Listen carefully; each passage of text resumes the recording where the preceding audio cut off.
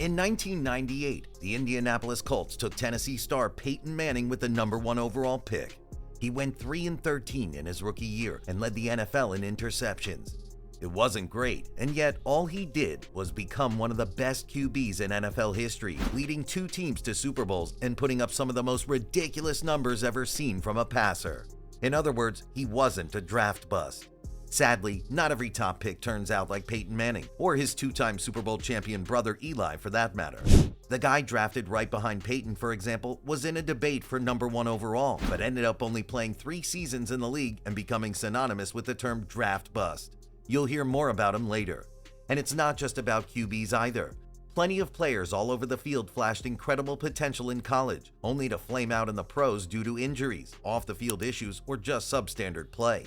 With people buzzing about the pro prospects of Caleb Williams, Jaden Daniels, Marvin Harrison Jr., and many more from the 2024 NFL Draft, let's take a look at the biggest draft busts of all time and hope that nobody taken this year joins them.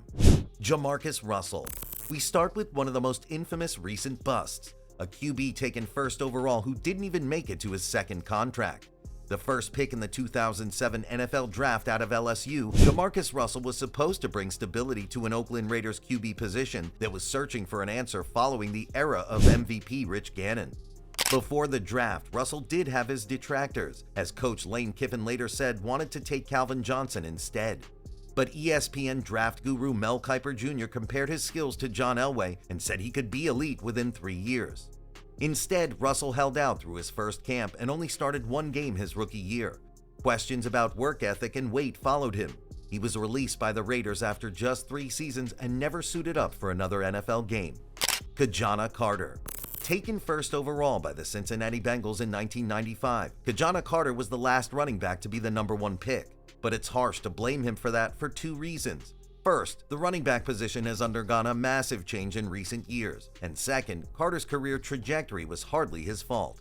Carter had an All-American career at Penn State that had people comparing him to NFL stars including Emmitt Smith. But on the 3rd carry of his first preseason game, Carter tore his ACL and was never the same. He stayed with the Bengals until 1999 and carried the ball for 2 more teams, but he could never reach his previous heights and never tallied more than 464 rushing yards in a season. Trent Richardson. Another running back drafted by an Ohio team who not only drew comparisons to Emmitt Smith, but went to the same high school as the Hall of Famer. Trent Richardson was considered such a can't miss that 2 NFL teams traded for him. First, it was the Cleveland Browns, who moved up a slot to take him 3rd overall in 2012 and saw him rush for a respectable 950 yards and 11 touchdowns in his rookie year. The next season, the Indianapolis Colts sent a first-rounder to the Browns for Richardson, but he didn't even rush for 1,000 yards total the rest of his NFL career. Injuries and other issues slowed him down, leaving him with a career average of just 3.3 yards per rush. Tim Couch, Akili Smith, and Cade McNown. It's hard to talk about Bengals and Browns busts without discussing the quarterback class of 1999. With 5 QBs taken in the first 12 picks, this was supposed to be a historic class. And while Donovan McNabb became a frequent Pro Bowler and Dante Culpepper had some solid and even special seasons, first overall pick Tim Couch, 3rd overall selection Akili Smith, and 12th pick Cade McNown struggled so much that they were all gone from the league within a few years. Aaron Curry.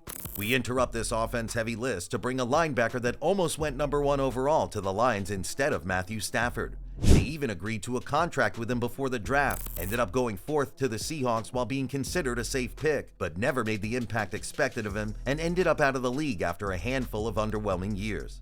This is Aaron Curry, whose story doesn't end sadly. He later found a calling in coaching, working his way up to become the inside linebackers coach for the impressive 2023 Pittsburgh Steelers defense. Dion Jordan. 2013 was admittedly not a banner draft, but Miami Dolphins fans came away extra upset with #3 overall pick Dion Jordan. After 2 largely anonymous seasons where he registered just 3 sacks, Jordan was suspended for his 3rd season for violating the NFL's substance abuse policy and didn't appear in an NFL game the following season either. He did remain in the league for 4 more seasons, playing for the Seahawks, Raiders, and 49ers, but for Fins fans, that pick still stings. Vernon Gholston. It'd be unreasonable if we included every top 10 pick who didn't live up to expectations, but Gholston stands out for one very unfortunate stat.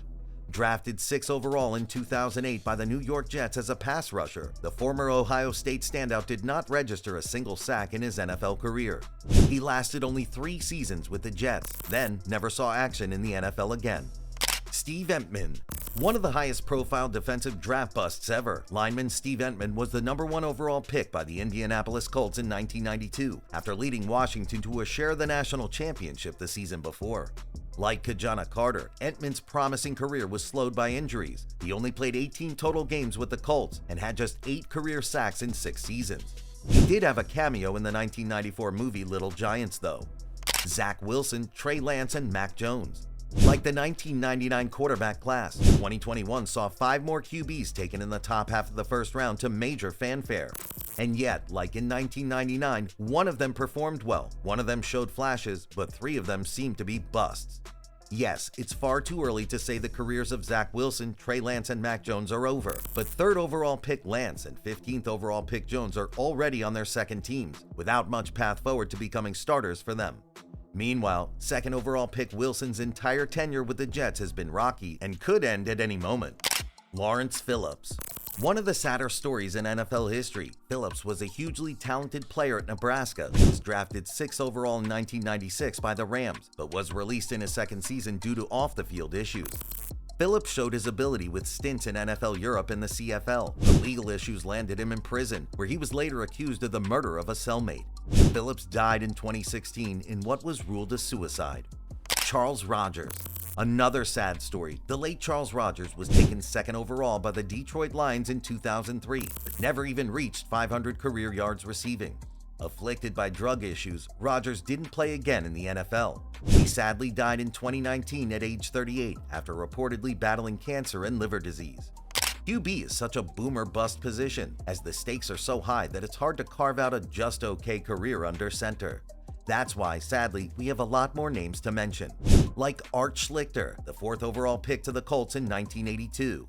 Andre Ware, 7th overall to the Lions in 1990. David Klingler, 6th to the Bengals in 1992. Rick Mirer, 2nd to the Seahawks in 1993. Heath Shuler, 3rd to Washington in 1994. David Carr, 1st to the expansion Texans in 2002. And Joey Harrington, 3rd to the Lions in that same year. All those picks, and not even one Pro Bowl among them. It wasn't all bad though. Schlichter later became Arena Football League MVP. Ware became an accomplished broadcaster with multiple decades of experience. And Shuler even became a U.S. congressman. Ryan Leaf. Leaf is the person we were talking about in the intro, the one who was supposedly neck and neck with Peyton Manning for the top pick in the 1998 NFL Draft. Instead, he went 2nd overall to the Chargers and even won his first 2 games as a pro. Then came one of the worst starts ever for a quarterback, with Leaf going 1 for 15 for 4 yards and 2 interceptions in an ugly loss to Kansas City. Later, Leaf had an infamous outburst at a reporter, showing maturity issues that would follow him the rest of his brief career. Leaf's final NFL stats in 3 seasons total with the Chargers and Cowboys were a 4-17 record, 14 touchdowns, and 36 interceptions. Tony Mandarich. In the 1989 draft, 4 Hall of Famers went in the top 5 picks. They were Troy Aikman, Barry Sanders, Derek Thomas, and Deion Sanders.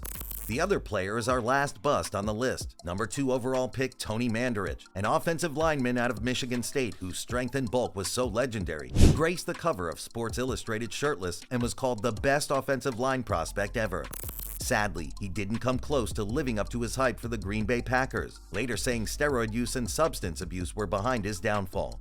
He did end his career on something of a good note, as after leaving the sport for 3 whole seasons, he returned to the league and even started all 16 games for the Indianapolis Colts in 1997.